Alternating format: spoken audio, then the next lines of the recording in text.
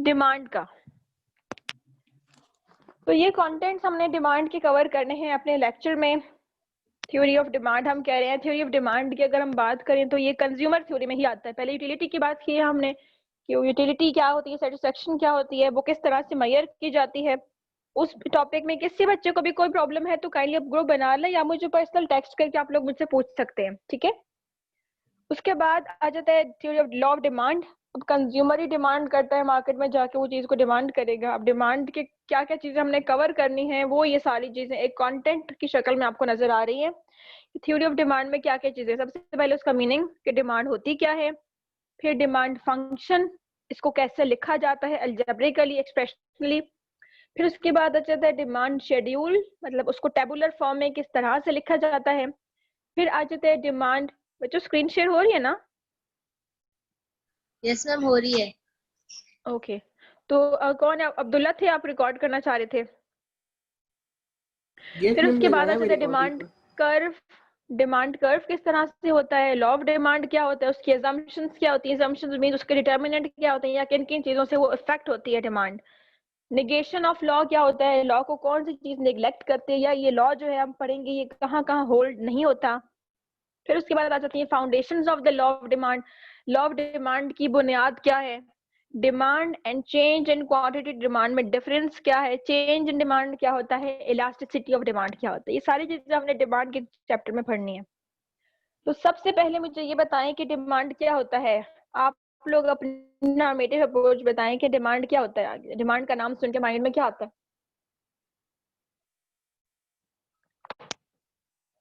जी बताओ, डिमांड क्या होता है बच्चों?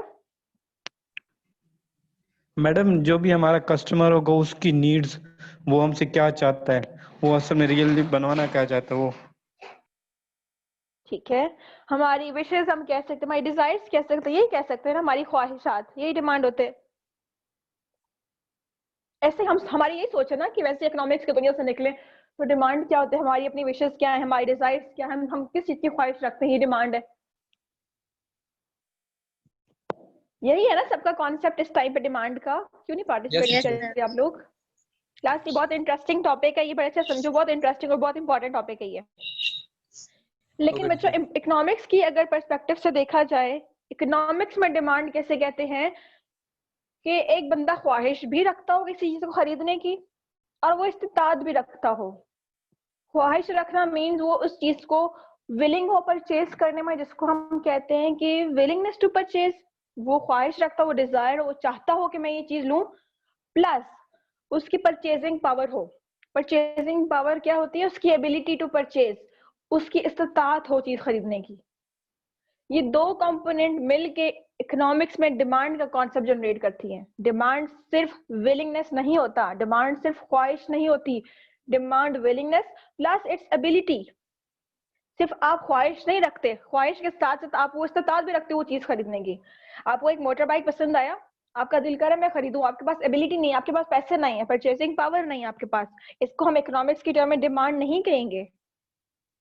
डिमांड वो होगा, आप किसी चीज को खरीदना चाह रहे हो, आपको चीज पसंद है और आपके पास एबिलिटी भी है, इतने पैसे भी हैं कि आप वो चीज खरीद सको, ये इकोनॉमिक्स की टर्म में डिमांड होती है। क्लियर हुआ क्लास कॉन्सेप्ट की क्या होती है डिमांड? Yes ma'am. इनमें से अगर एक भी कंपोनेंट को अगर हम निकाल दें डिमांड में से, चाहे पावर, परचेजिंग पावर को निकाल दें या विलिंगनेस को निकाल दें, हम कहते हैं ये डिमांड नहीं है। इकोनॉमिक्स की टर्म से डिमांड कंसीडर नहीं किया जाता। ठीक है, अब इसको थोड़ा सा रीड कर लेते हैं कि क्या होती है। Demand is an economic term that refers to the quantity of commodity which consumers are ready to buy at different prices. ऐसी चीज जो कंज्यूमर खरीदना चाहता है, ऐसी चीज जो क्वांटिटी में बंदा खरीदना चाहता है डिफरेंट प्राइसेस पे। इसके एक साथ और एक एलिमेंट ऐड करना चाहूंगी मैं, at a particular time. Different prices और पर्टिकुलर टाइम में तो होता है ना, किसी एक खास वक्त में। तो अक्सर बुक्स में ये टाइम वाला एलिमेंट नहीं लिखा होता, कहीं पे सर्च करो टाइम वाला एलिमेंट नहीं लिखा होता, लेकिन इसमें जरूरी है। एक खास वक्त की बात करते हैं, एक खास टाइम की बात करते हैं। अगर आज की बात है तो ये आज की, अगले साल बात नहीं होगी ये। अगले साल जाहिर बात है मेरी एबिलिटी तो हो जाएगी, मेरी ख्वाहिशात चेंज हो जाएंगी, विलिंगनेस भी हो, एबिलिटी भी हो, डिफरेंट प्राइसेस पे चीज है और एक स्पेसिफिक टाइम है। फिर सेकंड पॉइंट तो हम पढ़ चुके हैं, demand includes the power to purchase या परचेजिंग पावर कह सकते हैं, या ability to purchase a product combined with the willingness of to purchase, साथ आपके ख्वाहिश भी हो at various price at given time period. ये चीज है, डिफरेंट प्राइसेस हैं चीजों की और एक खास वक्त में आप उसकी विलिंगनेस एंड परचेजिंग पावर आप रिप्रेजेंट कर रहे हो। If individual holds any one of them, then meaning of demand does not hold। अगर कोई सी एक चीज की बात करेंगे, सिर्फ हमें विलिंगनेस है, एबिलिटी नहीं, तो वो डिमांड नहीं कंसिडर करेंगे। सेकंड जो हमारा इसमें टॉपिक आ जाता है वो डिमांड फंक्शन का है। डिमांड फंक्शन क्या है? अब इट इज, देखो फंक्शन का मतलब ही अलजेब्रिक एक्सप्रेशन से पता चल रहा है कि मैथमेटिकली इसको किस तरह से लिखा जाता है। ये होता है डिमांड फंक्शन। डिमांड को हम मैथमेटिकली किस तरह से लिख सकते हैं, वो होता है demand function. The demand function is an algebraic expression that represents the relationship between the quantity demanded for a commodity by a consumer and the price of commodity that individuals are willing and able to buy। अच्छा, demand function में क्या होता है basically? Dependent और independent variable का पता है आप लोगों को? डिपेंडेंट का आइडिया है डिपेंडेंट क्या होता है और इंडिपेंडेंट क्या होता है?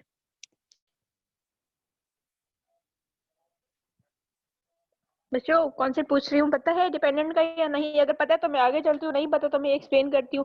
काइंडली रिस्पॉन्स किया करें।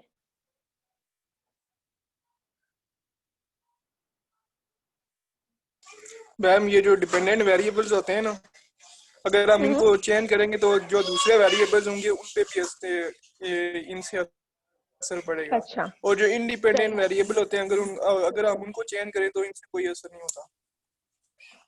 एग्जैक्टली। इंडिपेंडेंट वेरिएबल वो होते हैं जो कि इंडिपेंडेंट होते हैं, वो किसी दूसरे पर डिपेंड नहीं कर रहे होते, ठीक है। और डिपेंडेंट वेरिएबल वो होते हैं किसी और पे डिपेंड कर रहे हैं। कोई दूसरी चीज अगर चेंज हुई है तो ये डिपेंडेंट वेरिएबल भी चेंज होगा, मींस डिपेंड करना किसी चीज पे होता है। और इंडिपेंडेंट जो होता है वो किसी भी चीज पे नहीं डिपेंड करता, वो खुद ही है, जो बस वो है वही है, इंडिपेंडेंट है, ठीक है। अब डिमांड फंक्शन को हम कैसे मैथमेटिकली लिखते हैं, ये छोटा सा एक आपको सामने लिखा हुआ है, फंक्शन एक लिखा हुआ है। ये डी स्टैंड्स फॉर डिमांड। यहाँ पे ये जो डी है ये डिपेंडेंट वेरिएबल है। हमारी जो डिमांड है वो डिपेंडेंट वेरिएबल है, या हम कह सकते हैं हमारी जो डिमांड है वो डिपेंड कर रही है इन फंक्शंस पे, इन चीजों पे जो सामने लिखी हुई है, ठीक है। तो आप लोग ऐसे बताओ सोच के कि डिमांड किस किस चीज की वजह से चेंज होती है, ये डिमांड किन किन चीजों पर डिपेंड कर रही होती है, कोई बता सकता है? मेरी अगर डिमांड है तो ये किन चीजों पे डिपेंड कर रही है, मतलब कब इंक्रीज हो रही है, कब डिक्रीज हो रही है, क्या ऐसा होगा कि डिमांड मेरी इंक्रीज होगी डिक्रीज होगी? जाहिर सी बात है, अगर चीजों की प्राइसेस इंक्रीज होंगी तो मैं कम चीजें खरीदूंगी, डिमांड मेरी कम हो जाएगी, डिपेंड करी ना प्राइसेस पे। ये लिखा हुआ है D is equals to demand is equals to function of bracket में जो फर्स्ट पॉइंट है P, P represent the prices of goods and services. Goods and services की प्राइसेस, जो डिमांड है हमारी, जो डिमांड है वो डिपेंड कर रही है प्राइसेस पे। प्राइसेस अगर किसी चीज की बढ़ती है हम उस चीज को कम खरीदने लग जाते हैं, ऐसा ही है क्लास? Yes ma'am. अगर प्राइसेस कम होती हैं गुड्स एंड सर्विसेज की, हम उसको ज्यादा खरीदने लग जाते हैं। हम कह रहे हैं कि जो डिमांड है वो डिपेंड कर रही है प्राइसेस पे। प्राइसेस जो है वो इंडिपेंडेंट वेरिएबल है, वो इंडिपेंडेंट है, वो किसी चीज पे डिपेंड नहीं कर रही, जबकि हमारी जो डिमांड है वो डिपेंड कर रही है। ये पी आर है, P R stand for price of related goods. Related goods क्या गुड्स होते हैं कि एक दूसरे के मुतबादिल गुड्स, ठीक है, जो एक दूसरे के बगैर, या आप कह लो कि अगर दो गुड्स हैं उनमें से अगर एक चीज की प्राइस बढ़ गई तो आप किसी दूसरी चीज को खरीदने लग जाओगे। जैसे हम बात करते हैं सर्दियों में कॉफी और चाय की, ये सब्स्टिट्यूट गुड्स हैं, इनको सब्स्टिट्यूट गुड्स कहा जाता है, या हम इसे रिलेटेड गुड्स भी कहते हैं। एक चीज नहीं मिली तो दूसरी चीज हम खरीदने लग जाएंगे, या एक चीज की प्राइसेस अगर बढ़ गई तो दूसरी चीज की डिमांड ज्यादा कर दोगे, ऐसा ही है। तो रिलेटेड गुड्स वो गुड्स होते हैं जो एक दूसरे के मुतबादिल हम यूज कर सकते हैं।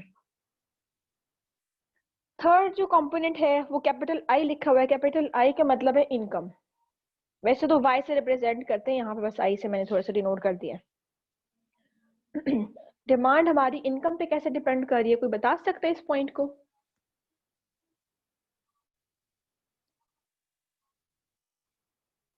क्लास डिमांड कैसे डिपेंड कर रही है इनकम पे?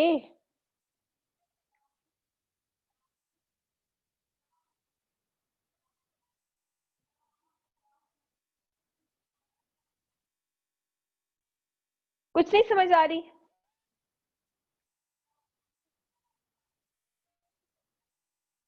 अगर इनकम ज्यादा होगी तो हम डिमांड कम करेंगे कि ज्यादा करेंगे? 10,000 हमारी एक महीने की इनकम थी, वो बढ़ गई, अब मैं डिमांड ज्यादा करूंगी कि कम करूंगी? ज्यादा हम करेंगे डिमांड मैडम। ज्यादा ज्यादा होगी। करेंगी। तो डिमांड हमारी इनकम पे कैसे डिपेंड कर रही है? अगर हमारी इनकम ज्यादा होगी तो हम डिमांड भी ज्यादा करेंगे, इनकम हमारी कम होगी तो डिमांड भी कम करेंगे। Yes ma'am. ठीक है, ये जो टी है ये रिप्रेजेंट कर रहा है टेस्ट को, एफ फैशन को। मतलब अगर हमारी एक चीज की आदत हो गई है, हमारा एक टेस्ट डेवलप हो गया किसी भी प्रोडक्ट के लिए, तो उसकी प्राइसेस जितनी मर्जी बढ़ जाए हम उसकी डिमांड करेंगे, ज्यादा करेंगे कि कम करेंगे? या अगर कोई ऐसे लोग हैं जो फैशन के अकॉर्डिंग रहते हैं, जिस चीज का फैशन चलता है उसी के अकॉर्डिंग वो फैशन को अडॉप्ट करते हैं, तो अगर उसकी प्राइसेस बढ़ जाती है उसी चीज की जिसका फैशन चल रहा है तो वो फिर भी परचेज करेंगे। ठीक है, तो ये है कि डिमांड, ये तो सिंपल मैंने 3-4 कंपोनेंट्स बताए, वैसे तो डिमांड के मल्टीपल फैक्टर्स हैं जिन पे डिमांड डिपेंड कर रही होती है। ठीक है, तो ये डिमांड फंक्शन क्या होता है? डिमांड एक, हम उसको कहते हैं डिपेंडेंट वेरिएबल है, वो किन किन चीजों पे डिपेंड कर रही है, हम उसको एक अलजेब्रिक एक्सप्रेशन में लिख देते हैं, तो उसे हम कहते हैं ये हमारे पास डिमांड का फंक्शन है। ठीक है, अब डिमांड फंक्शन जो है वो दो तरह का होता है, एक इंडिविजुअल डिमांड फंक्शन होता है, एक मार्केट डिमांड फंक्शन होता है। इंडिविजुअल डिमांड किसी एक बंदे की डिमांड की बात करते हैं, जैसे अगर मैं अपनी बात कर लूं, ठीक है, मेरी जो डिमांड है वो डिपेंड कर रही है प्राइसेस पे, प्राइसेस बढ़ जाती है तो उसको किस तरह से रिस्पॉन्स करूंगी, इनकम अगर मेरी चेंज हो जाती है तो मैं उसको किस तरह से रिस्पॉन्स करूंगी, मैं टेस्ट और फैशन के अकॉर्डिंग अगर चल रही हूँ तो हमें किस तरह से रिस्पॉन्स करूंगी। ठीक है, दूसरी होती है market demand function. Market demand function क्या होती है? हम ये देखते हैं कि एक मार्केट डिमांड वैसे हम कैलकुलेट करते हैं कि सम ऑफ ऑल इंडिविजुअल्स, एक एरिया में जो लोग रह रहे हैं उन सबकी डिमांड जो है वो डिफरेंट होगी ना, जाहिर सी बात है, मेरी किसी और फैक्टर में बेस कर रही होगी, आपके कोई और फैक्टर्स होंगे, इन सबको जब ऐड अप कर दिया जाता है तो मार्केट डिमांड फंक्शन बन जाती है। सब इंडिविजुअल लोगों की जो डिमांड है उनको ऐड अप किया जाता है तो मार्केट डिमांड फंक्शन बन जाती है। ठीक है, क्लास समझ आ रही है कि नहीं समझ आ रही? इनके ज्यादा मैथमेटिकल पे हम नहीं चाहेंगे, सिर्फ आप बस कॉन्सेप्ट याद रखो, डिमांड फंक्शन को आइडिया नोट करोगे, डिमांड फंक्शन क्या होता है और इसके किस टाइप, कौन सी टाइप्स होती हैं। इंडिविजुअल मींस किसी एक बंदे की डिमांड हम चेक कर रहे हैं कि एक बंदे की डिमांड किस तरह से है, और मार्केट डिमांड फंक्शन क्या होता है कि ओवरऑल मार्केट की बात कर रहे हैं। मार्केट में हम लोग आते हैं ना, डिमांड कौन करता है? प्रोड्यूसर तो डिमांड नहीं करता, कंज्यूमर डिमांड करता है, तो हम ओवरऑल अपने कंज्यूमर्स की बात करते हैं, उन सब की डिमांड को ऐड कर देते तो वो मार्केट डिमांड बन जाती है। ठीक है, अब आ गया थर्ड टॉपिक हमारा डिमांड शेड्यूल का, कि डिमांड शेड्यूल क्या होता है। शेड्यूल बेसिकली कहते हैं टेबल की फॉर्म है, एक टेबल की शक्ल होती है। ठीक है, जिस तरह हम यूटिलिटी वाला टेबल बना के दिया था ना, ये यूनिट्स इतने कंज्यूम कर रहे हैं, टोटल यूटिलिटी ये है, मार्जिनल यूटिलिटी इस तरह से कैलकुलेट हो रही है। तो जो डिमांड शेड्यूल है वो ये रिप्रेजेंट कर रहा है, एक टेबुलर पिक्चर होती है, एक टेबल के फॉर्म में पिक्चर आपको बना के दी जाती है जिसमें डिमांड और डिफरेंट फैक्टर्स की बात हम करते हैं। बताती हूँ, demand schedule is a chart या एक table that represents the number of goods and services demanded at given prices। अब यहाँ पे दो कॉलम्स होते हैं टेबल के, एक कॉलम में हम लिखते हैं डिमांड, दूसरे कॉलम में हम लिखते हैं किसी भी चीज की प्राइसेस, ये लिखते हैं number of goods and services या प्राइसेस। एक कॉलम में हम लिखेंगे क्वांटिटी डिमांड, हमने कितनी चीजें डिमांड की हैं, दूसरे कॉलम में हम लिखेंगे कि इनकी प्राइसेस किस तरह से चेंज हो रही हैं। अभी मैं सिर्फ एक्सप्लेन कर रही हूँ थ्योरी, ये हम इसके न्यूमेरिक्स पे जाएंगे ना, हम जब इलास्टिसिटी वगैरह करेंगे तो उसमें हम आपको पता चल जाएगा कि डिमांड शेड्यूल क्या होता है। डिमांड शेड्यूल बेसिकली एक टेबल की फॉर्म में आपके पास वैल्यूज होती हैं, टेबल की फॉर्म में। एक कॉलम उसमें क्वांटिटी डिमांड का होता है कि कितनी चीजें आपने डिमांड की, कितनी चीजें खरीद रहे हो, आप 1 चॉकलेट खरीद रहे हो, आप 2 चॉकलेट खरीद रहे हो, आप 3 चॉकलेट खरीद रहे हो, मतलब यूनिट्स कितने कंज्यूम कर रहे हो, क्वांटिटी कितनी कंज्यूम कर रहे हो। ठीक है, या 1 किलो राइस आप परचेज कर रही है, 5 किलो राइस आप परचेज कर रहे हो, इस तरह से यूनिट्स में हमारे पास एक कॉलम में लिखा होता है। साथ दूसरे जो कॉलम है उसमें हमारे पास प्राइसेस गिवन होती हैं। अगर आप 1 केजी राइस परचेज करें उसकी 1 केजी की प्राइस क्या थी, फॉर एग्जांपल 100 रुपीज थी। ठीक है, प्राइस बढ़ के 100 से 200 पे आई, आप 1 केजी परचेज कर रहे थे, अब प्राइस बढ़ गई है तो डिमांड आप क्या करोगे, थोड़ी सी कम कर दोगे, शायद 0.5 केजी परचेज कर लो, इस तरह से टेबल के फॉर्म में आपको जो दिया जाता है उसको हम डिमांड शेड्यूल कहते हैं। अब ये भी डिमांड शेड्यूल दो तरह का होता है। कौन सा? एक इंडिविजुअल डिमांड शेड्यूल होता है, एक मार्केट डिमांड शेड्यूल होता है। बच्चों इसके पास मेरे पास एक बुक है अब्दुल हलीम ख्वाजा की, वो बहुत बेसिक है, उसमें ये टेबल सारे प्रॉपर बने हुए हैं। मैं आपको इस क्लास के बाद वो टेबल आपको पिक्चर्स शेयर कर दूंगी, ठीक है। यहाँ पे थोड़ी थ्योरी पढ़ा रही हूँ ना, थोड़ी सी उनको पिक्चर आपको समझ आ जाएगा कि इस तरह से डिमांड शेड्यूल बनता है। टेबल एक छोटा सा। उसके बाद आ जाता है डिमांड कर्व। कर्व क्या होता है बच्चों? ग्राफ का थोड़ा आइडिया है कि ग्राफ किस तरह से बनाए जाते हैं? एक्स एक्सिस पे क्या होता है, वाई एक्सिस पे क्या होता है? No ma'am. ग्राफ का बिल्कुल भी आइडिया नहीं है। एक्स एक्स देखो, हम नंबर लाइन बनाते थे बचपन में, मैट्रिक वाली क्लास, मैट्रिक तक बनाते थे। मैडम बेसिक अच्छा, ग्राफ का तो पता है, इसके अकॉर्डिंग किस तरह इकोनॉमिक्स के रिलेटेड बनेगा उसका नहीं पता। ठीक है, वही बेसिक का पूछ रही हूँ ना। एक्स एक्सिस पे हम एक नंबर लाइन हमारी एक्स एक्सिस पे होती है, दूसरी वाई एक्सिस पे होती है, तो पता है ना 4 कोऑर्डिनेट्स होते हैं हमारे पास ग्राफ के। हाँ उसका पता है मैडम। हाँ उसका पता है, तो बस वही चीज है ना, सारी सारी वही चीज है। तो डिमांड कर्व बेसिकली क्या होता है कि डिमांड की शक्ल किस तरह से बनती है ग्राफ में। डिमांड कर्व मतलब बता रही हूँ, अभी मैं ग्राफ नहीं करवा रही, सही है। कि डिमांड कर्व का मतलब क्या है कि जो demand curve is the graphical depiction of the relationship between price and goods, prices of goods and quantity. Demand curve एक ऐसी लाइन बनती है, हम ऐसी लाइन कंस्ट्रक्ट करते हैं उस ग्राफ पे, वो ये रिप्रेजेंट कर रही होती है कि डिमांड का अगर हम डिमांड लेते हैं एक वेरिएबल, दूसरा वेरिएबल अगर हम प्राइस लेते हैं गुड्स एंड सर्विसेज की जो कीमतें हैं, इन दोनों को अगर हम प्लॉट करते हैं ग्राफ पे, तो क्या रिजल्ट, किस तरह से ग्राफ वो जो शक्ल बनती है, वो जो एक लाइन बनती है वो किस शक्ल में बनती है, और वो जो शक्ल बनेगी उसकी, जो उसकी पिक्चर होगी, वो हमें क्या शो कर रही है। ये रिलेशनशिप पॉजिटिव है या ये रिलेशनशिप नेगेटिव है, वो हमें ये शो करती है। अच्छा मुझे बताओ, लीनियर इक्वेशन जो हम पढ़ते थे कभी, शायद आप लोगों ने एफएससी या बीएसआईटी के कोई मैथमेटिकल का कोर्स होगा आप लोगों का। लीनियर इक्वेशन में एक स्ट्रेट लाइन बनती है, इतना तो पता है ना ग्राफ का, कि लीनियर इक्वेशन अगर हमारे पास हो, एक स्ट्रेट लाइन ग्राफ बनता है। यस सारा मैम। भूल गए? आए पता है, सब बोलो ना कि याद है कि नहीं, याद करना याद, तो मैं फिर आपको ग्राफ्स की वीडियो बना के आप लोगों को वो शेयर कर दिया करूंगी अगर प्रॉब्लम है तो। मैडम थोड़ा बहुत जी याद है, थोड़ा बहुत थोड़ा याद बहुत है। याद है। अच्छा मुझे बताएं, बीएसआईटी में कोई मैथमेटिक्स का सब्जेक्ट नहीं है आप लोगों का? मैडम पहले थे, अब इस सेमेस्टर में नहीं है। तो पहले थे तो अभी भूल गए सारे?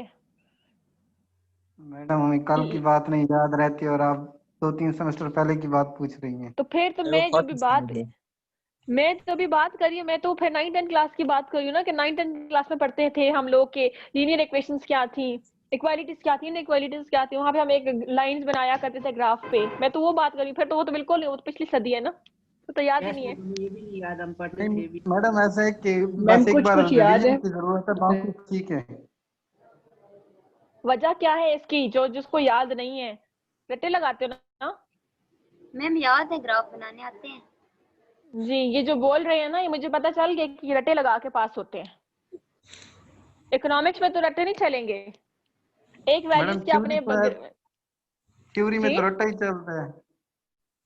मेरा तो कोई रट्टा लगा के दिखाए, किसी को नंबर नहीं दूंगी, सारा कॉन्सेप्चुअल होगा, पेपर पूरा कॉन्सेप्चुअल होगा। ये जो चीजें आपको स्लाइड्स दी जाती हैं सिर्फ टॉपिक्स के लिए दी जाती हैं कि ये टॉपिक है, डिमांड कर्व एक टॉपिक है, इसका मतलब क्या है मैंने ये बता दिया, बस। आगे इसको क्या करना है, इसको कैसे एक्सप्लेन करना है, वो आप लोगों ने खुद करना है। जब खुद करोगे तो रट्टे तो नहीं लगाओगे ना, जाहिर सी बात है, फिर तो खुद समझ के करोगे। जो मैं सारा कॉन्सेप्ट दे रही हूँ आप लोगों का, इसको डिटेल स्टडी तो करनी है आप लोगों ने, या इसी का स्लाइड का रट्टा लगा के पेपर में दे देना है। नहीं सकते मैडम। जी रट्टे नहीं लगाने, ठीक है। अच्छा बच्चों, मैं इसके साथ साथ ना आपको ग्राफ भी मैं क्लास खत्म होने के फौरन बाद, दूसरी क्लास है मेरी, तो मैं 2:15 के बाद मुझे काइंडली जीआर या सीआर मुझे रिकॉल करवा दीजिएगा। मैं इसके ग्राफ और टेबल आप लोगों का ना बना के, या मेरे पास जो बुक पड़ी इसकी पिक्चर्स मैं आपको लेके दे दूंगी कि डिमांड शेड्यूल क्या होता है प्लस डिमांड कर्व कैसे बनता है। अभी मैं बना नहीं रही, सिर्फ मैं आपको बताना चाह रही हूँ उसकी शक्ल किस तरह से होती है। जब हमने बात की, देखो हमने कहा कि प्राइसेस अगर ज्यादा होती है हम डिमांड कम कर लेते हैं, तो ये रिलेशनशिप क्या शो करे, नेगेटिव है कि पॉजिटिव है? नेगेटिव।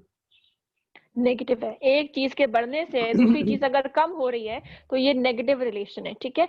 और नेगेटिव रिलेशन को ग्राफ में हम किस तरह से ड्रॉ करते हैं वो मैं आपको पिक्चर्स दिखा के करवा दूंगी। अगर फिर भी समझ नहीं आता तो मैं वीडियो बना के खुद, और फिर वो आपको मैं शेयर कर दूंगी, ठीक है।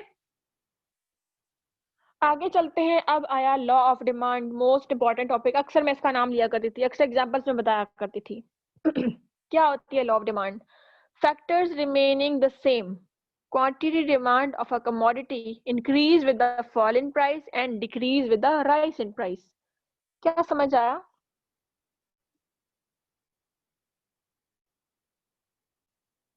तो सारा बता चुकी हूँ, क्या समझ आया इसमें?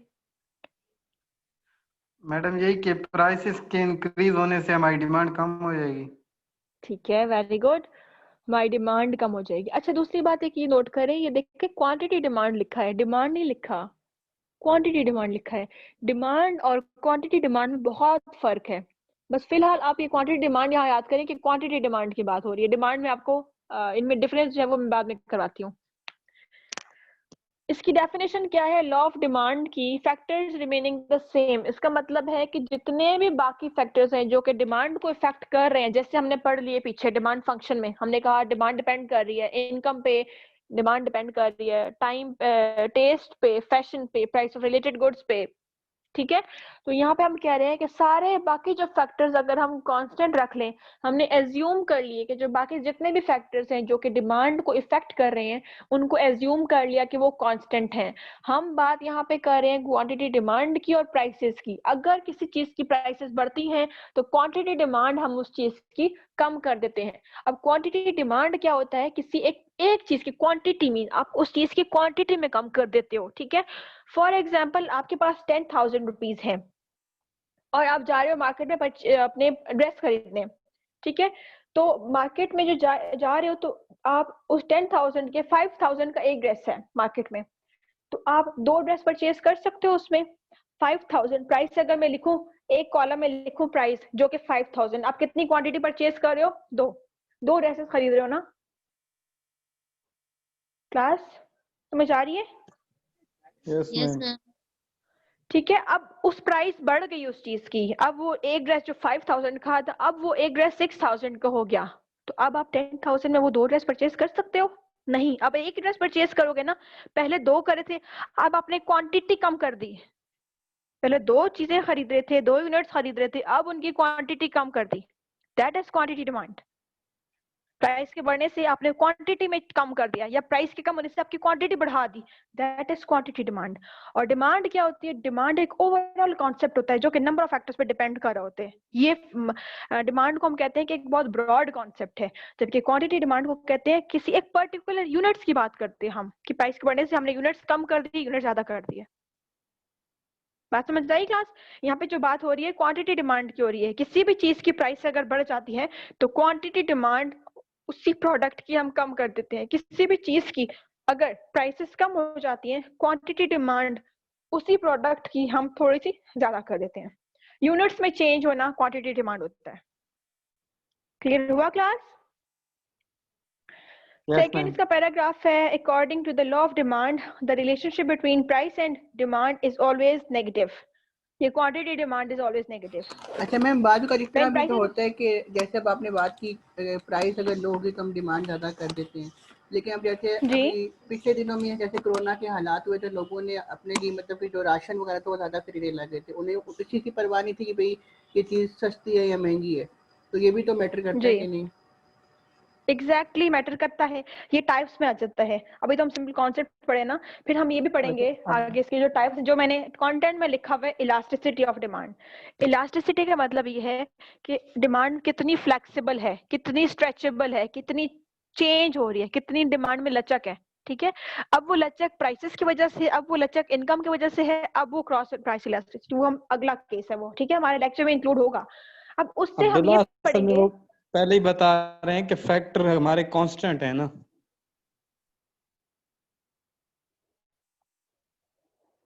इनकी जो बात का मुझे आंसर देने दें। इनका यह है कि बाकी जो भी हम इन्होंने बात की है वो इसके टाइप्स में आ जाती है ना, कि वो फिर हम बात करेंगे कि कौन कौन से टाइप्स या किन किन तरह की डिमांड होती है। प्राइसेस में कम चेंज आ रहा है, प्राइसेस में कम चेंज आने की वजह से डिमांड बहुत ज्यादा भी चेंज हो सकती है, प्राइसेस में कम चेंज आने की वजह से डिमांड बहुत कम भी चेंज हो सकती है। वेरी करते हैं ना पर्सन टू पर्सन। हमने डे 1 में कहा था कि इकोनॉमिक साइंस भी है और इकोनॉमिक्स आर्ट्स भी है।